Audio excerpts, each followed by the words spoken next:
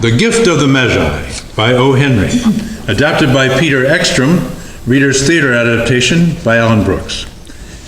Magi. Magic. What comes to mind? Riches? Mountains of glittering gold, silver, and precious jewels? Or maybe you think of love and wisdom. The Magi, as you know, were wonderfully wise men. They invented the art of gift-giving as they presented their gifts to honor the babe in the manger. Here we offer a tale of gift-giving of a different Christmas, in another time and place. Christmas is a magical time. It slips right past people's sensible, logical nature, and with a barely noticed nudge, sets loose a flood of feelings they thought they had locked away deep inside. The desire to openly give and share with friends and strangers alike, but most especially with those we love. So you can imagine what it is to find yourself a young married couple in a shabby one-room flat in New York City on a snowy morning in 1905. You can imagine what they feel as they awake amongst their humble furnishings to face Christmas Eve with no money set aside to buy each other a Christmas gift. Jim sits at a table, gazing morosely out the window, taking in the splendid view of his fire escape. And Della hums and prepares their breakfast.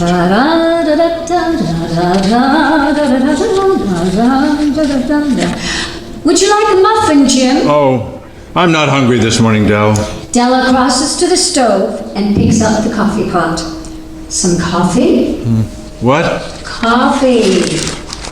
Jim shakes off his reverie and walks to the mirror above the sink and begins to shave. Oh, yes, of course, coffee. Della pours a cup of coffee and replaces the pot on the stove. She crosses to the window, opens it, shivers, brings a bottle of milk in from the ledge. She pours milk into the coffee and puts the bottle back onto the window ledge, closing the window. Jim continues shaving. Darling, what is it? Didn't you sleep well? Jim? I love you, Dell. Of course you do, and I love you too. But what kind of a husband am I? Why, you are the best husband in the world. Oh, Della, would the best husband in the world have his wife live in a fifth-floor walk-up with only cold water, stained and torn furniture, and a magnificent view of the brick wall next door? Or would he leave her here all alone while he goes to work all day at his job as a clerk, where he brings home only a mere $20 a week, which barely pays the rent and bills, let alone enough food to keep her alive? Oh, but Jim, that's not true. Would the best husband in the world wake up to such a beautiful face on the morning of Christmas Eve, knowing that he couldn't save, borrow, or beg enough money to buy his wife a Christmas present? Oh, so that's it. Jim, listen to me. When I married you and I took your name, Mrs. James Dillingham Young, I knew things were going to be difficult for a while, but I loved you. And I love you now. And tomorrow will be the same. And if it makes you feel any better, I can tell you that I don't have a Christmas present for you either. So cheer up and have a muffin. See, we're not starving. Oh, my Della, you are so beautiful. And since tomorrow is Christmas, will you do me a favor? Well, of course, my darling, anything. Will you wear your hair down for me? I love it when you wear it down. You have the most beautiful hair in the world.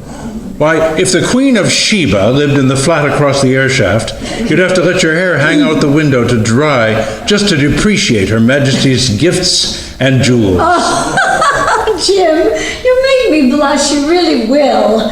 But what time is it, darling? You don't want to be late for work. Well, I wish I could spend the whole day right here with my girl, but I suppose it is time for me to go. Well, take out your watch, dearest, and check. He quickly pulls out his watch and, giving it a furtive look, tucks it quickly back into its pocket.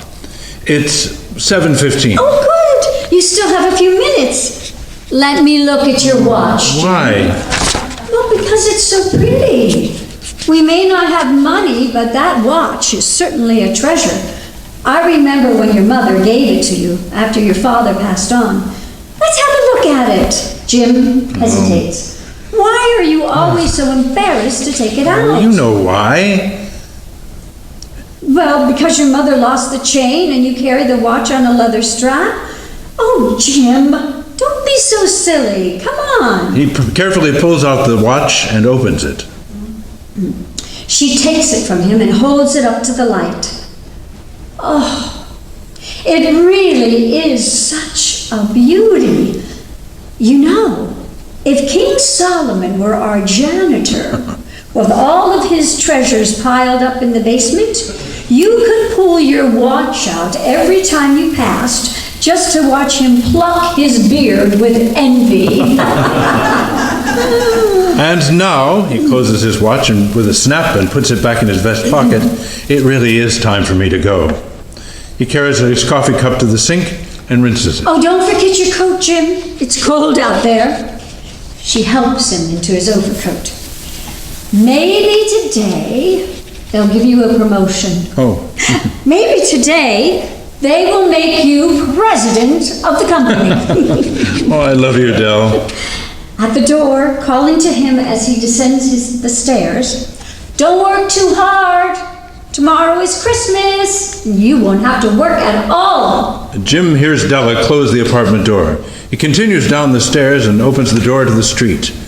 He unleashes a deep sigh and slumps against the building doorframe. He looks at the foreboding winter sky and mutters to himself, "Yes, Della, maybe today they'll promote me, or maybe they will continue to ignore my hard work, and the new year won't bring us any improvement to our situation. How much longer can I listen to your words of encouragement, knowing that I am barely able to put a roof over our heads and food on our table, that my name is all I've given you, and my father's watch on a worn leather strap." He pulls out the watch and looks at it. And what is the point of a watch if it lets you arrive late at work? He tucks the watch back into his vest pocket and hurries down the icy sidewalk and is soon lost in a crowd of pedestrians. Meanwhile, back in the apartment, Della has pulled out a can of coins from her hiding place, behind her shoes in the back of the closet. Oh, Della, you are so sly. All this talk of being poor, when here lies a fortune. And she shakes the can and the coins rattle. In pennies, but a fortune nonetheless. She crosses to the table and sits, pouring the coins on a napkin spread out in front of her, and begins counting the coins. 20, 30, Jim is going to be so surprised. 50, 60, he doesn't know it yet, but 80. For 5 months, I have bulldozed the butcher and scrimped with the vegetable man. $1. Because this Christmas, 20, 30, I want to be able to buy Jim a gift. 50, 60, a gift worthy of being his. 80, $1. 80, and then 1, 2, 3, 4, 5, 6, 7. $1.87. $1.87. Della sits back in the chair and looks at the coins piled before her. Her eyes fill with tears as she chastises herself. Well, Mrs. James Dillingham Young, you did what you could. It just wasn't enough. Tomorrow's Christmas, and you have no present for Jim. And too pathetic a son to buy him a gift either. Della roughly tosses the coins back into the can and turns away from the table, stifling a sob. She catches sight of herself in the mirror over the sink and crosses slowly towards it. Oh, look at how red and puffy my eyes are. Now you listen to me, Della. She addresses herself in the mirror. Tomorrow is Christmas, and your Jim is home all day. The very least you can do is be cheerful and charming and let your hair down. the way Jim asked you to. She loosens her hairpin, letting her beautiful auburn hair cascade down her back, rippling and shining as it catches the morning light through the window. It reaches below her knees. She stands, admiring it for a moment, swaying from side to side, noticing it nearly makes a garment for her. She picks up her brush and brushes her long hair with luxurious strokes. Jim so loves my hair. He never asks much. And if he wants to see me with my hair down, it's certainly the least I can do. Wait a minute. My hair! Della suddenly slaps the brush down on the table and begins running around, opening drawers and cupboard doors. Oh, what did I do with that card? Opening a closet and reaching into a coat pocket. Oh, it's got to be here somewhere. Aha! Here it is. Madame Sofronie, hair goods of all kinds. Need a wig? Need a fall? Do not hesitate to call. If you want the men to smile, we have just the latest style, guaranteed to make the fellows smile. For a bit of extra fun, try a braid or try a bun. We have hair in every shape and every size. Need extra cash? We buy hair for good prices, according to its beauty. Cash. Very good prices, according to its beauty. Why, my hair should fetch a very good sum. And together with my pennies, I'll certainly be able to buy Jim a fine gift. Oh, I must hurry. Della tugs on the coat she's holding, grabs a hat in her handbag, and with a girlish giggle is out the door. Within the hour, Della arrives in front of Madame Sofronie's shop on 14th Street. She takes a moment to collect herself before she strides up the carpet-covered steps, one flight, to open the door to the shop. A bell rings when she opens the door, but for a moment, no one appears. She notices the wigs on stands that adorn the tall cases that flank the counter. She was tempted to remove her hat, but she's loath to lose whatever dramatic effect that might be achieved with the gesture. She looks behind her to make sure she had shut the door when a sonorous voice rings out. Well, may I help you? Madame Sofronie sweeps into the room. Yes, that is, I hope so. Are you in the market for a hairpiece? No, not at all. Madame Sofronie had the look of someone who was always on the verge of being vexed about something. She now pursed her lips, stifling a more tart response, and said, Young lady, perhaps your life permits idle guessing games. Mine does not. I'm operating a business. If you've come here to purchase hair goods, please do so. If not, please do me the favor of departing the premises and allowing me to get back to work. Well, it's just that will you buy my hair? I do buy hair. Kindly remove your hat and let's have a look at it. After only the slightest hesitation, Della pulls off her hat, and her long, beautiful hair cascades down below her waist. Without a sound or change of expression, Madame Sofronie approaches Della and, lifting her massive hair with a practiced hand, utters matter-of-factly, $20. Give it to me quick. Over the next 2 hours flew by on a rosy wings. She ransacked the stores for Jim's present, and she found it at last. It surely had been made for Jim and no one else. There was no other like it in any of the stores. She was sure, because she had turned them all inside out. It was a gold fob chain, simple and chaste in design, properly proclaiming its value by substance alone, as all good things should do. It was most decidedly worthy of the watch. As soon as she saw it, she knew it must be Jim's. It was like him, quietness and value. The description applied to both. The scene shifts back now to their little flat. It is late afternoon. The gas lamps are lit. Della stands before the mirror over the sink with a shawl over her head. She holds her hairbrush in her hand. She slowly pulls the shawl down, revealing her very, very short hair. She gets out a curling iron and goes to work, repairing the ravages made by generosity added to love.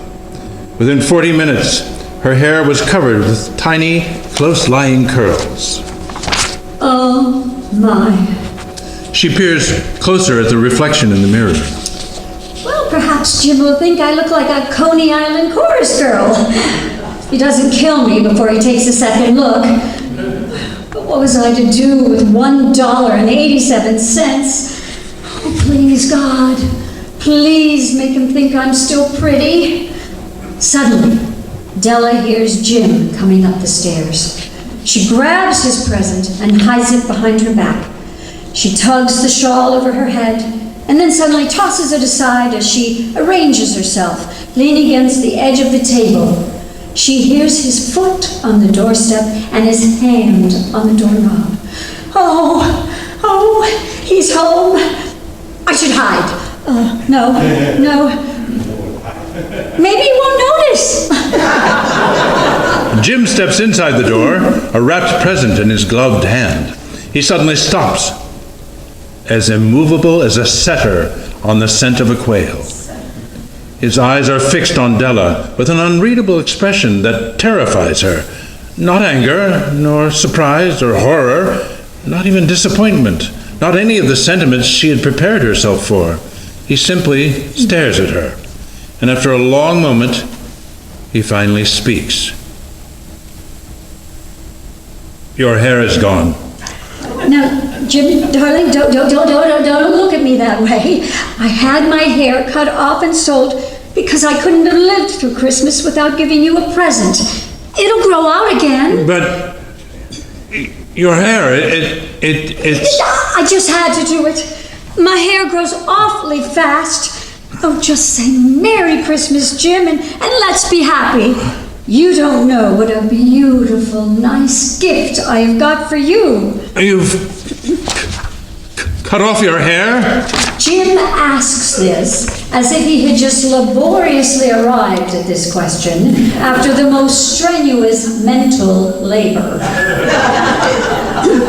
Cut it off and sold it. Don't you like me just as well? I'm me without my hair, aren't I? But your hair, it's just gone? Jim resembles a sleepwalker as he slowly walks around the room, dazedly looking for Della's hair. Well, you needn't look for it. It's sold, I tell you, sold and gone too. It's Christmas Eve, Jim. Be good to me, for it went for you. Maybe the hairs on my head are numbered, but nobody could ever count my love for you. Jim shakes off his stupor and takes Della in his arms. Oh, don't make any mistake, Della, about me. I don't think there's anything in the world that would make me love my girl less. Not a haircut or a shampoo or a shave. But if you'll just unwrap that package, he points to the wrapped package he brought in with him, which is laid on the table. You may see why you took me by surprise for a while there.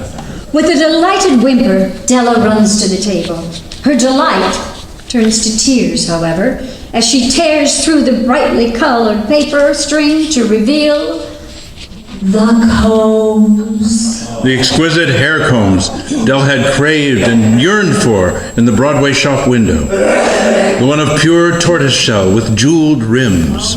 Just the perfect touch for her shade of hair. Oh, Jim, they're just what I want.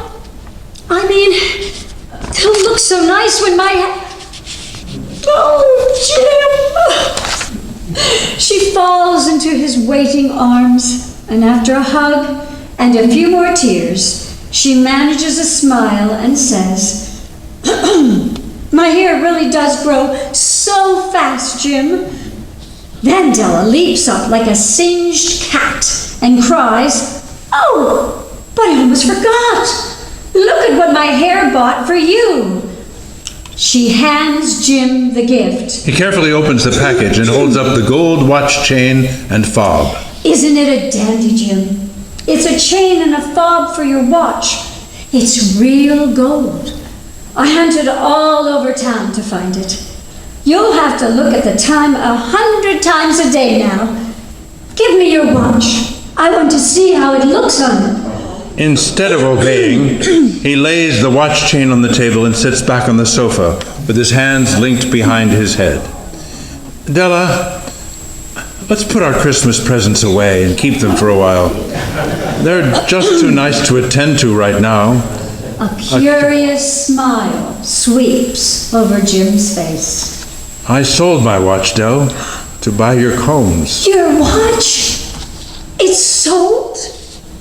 Something like that same smile creeps over Della's face, and she lays the combs aside beside Jim's watch chain on the table. She sits beside him on the sofa. Yes. I guess perhaps I should put the chops on for our dinner. She adjusts the pillow behind his head. Excuse me. We have a lot to celebrate, don't we? She lays her palm on his cheek. Tomorrow is Christmas, after all.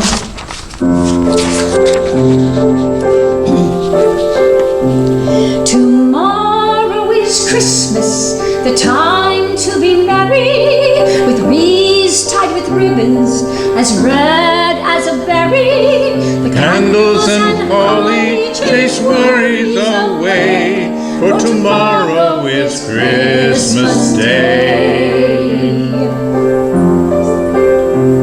Tomorrow is Christmas, when spirits are lighter. The sparkle of snow makes the city seem brighter. And everything looks like a window display, for tomorrow is Christmas Day. Look outside and a star above will shine as a guide to us all. Joy will come when we give our love, no matter how great or how small. A smile in the morning, a child in a manger, a gift from the heart to a friend or a stranger. The